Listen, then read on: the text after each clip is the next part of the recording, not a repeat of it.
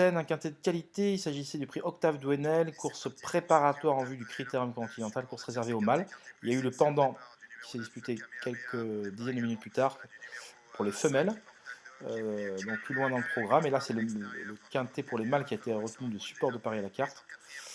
Donc, il y avait un favori qui était timide, il s'appelait Cocktail, enfin, un favori qui était plutôt solidement installé à 3 contre 1, Cocktail du Dain. Mais comme je le pressentais, voilà, il ne domine plus, il ne domine pas, il n'a jamais dominé d'ailleurs la génération de manière outrageante. Euh, donc, on va le voir rapidement venir intégrer les avant-postes. Vous voyez, on va passer dans les tribunes. Et il est parti quand même en troisième épaisseur depuis le départ. Il va se rabattre progressivement. Le numéro 8, Kinan de Joude, a pris tête et corde. Cocktail du Dain peut se rabattre en épaisseur à ses côtés. Immortal Dog, qui était l'un des gros outsiders au départ de cet événement principal du jour, attend son heure derrière le leader. Il est bien placé et c'est de lui que viendra la surprise d'ailleurs. Donc voilà, on arrive tranquillement dans la descente. Voilà. Voilà. Donc, bon, voilà, donc là, Kinan de Joude est toujours en tête. Et là, vous avez Kanto Avis qui vient relayer Kinan de Joude et se retrouvent tous les deux aux avant-postes. Donc Kanto Avis était délaissé à la cote de 45 contre 1 alors que le cheval avait des lignes solides en début de saison, en début d'année avec les meilleurs cas.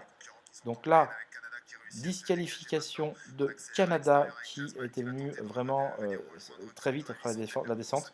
Malheureusement, il avait fait pareil le coup d'avant mais au départ. Donc finalement, la descente lui est plutôt...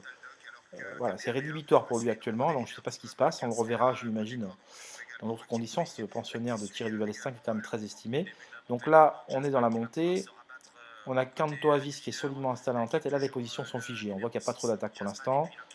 Dans le sillage de Kanto Avis, à côté de Kanto Avis, il y a Jazzman qui faisait partie des bonnes possibilités de départ quintet, il est né au vent. Kinan de Jeu est donc sur un troisième rang, en troisième position plutôt, et là attaque de Cocktail du dans le favori, mais qui ne va pas pouvoir doubler Kanto Avis. Je ne suis pas étonné, je vous dis ce cheval là, je ne dis pas qu'il est sur la descendante, mais voilà, il faut vraiment que ça se passe bien à présent s'il souhaite gagner une épreuve comme celle-là.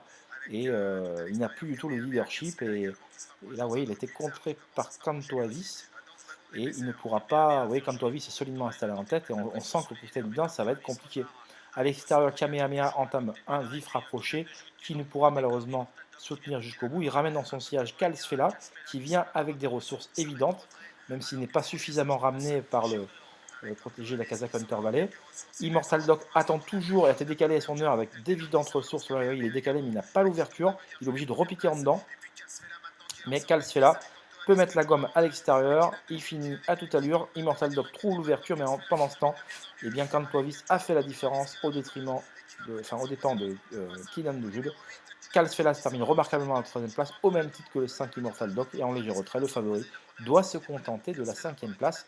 Une cinquième place que certains jugeront de décevante, mais moi je ne suis pas déçu dans le sens où je ne m'attendais pas à des monts et merveilles pour une rentrée, pour un cheval qui ne domine plus cette génération des mâles de 4 ans.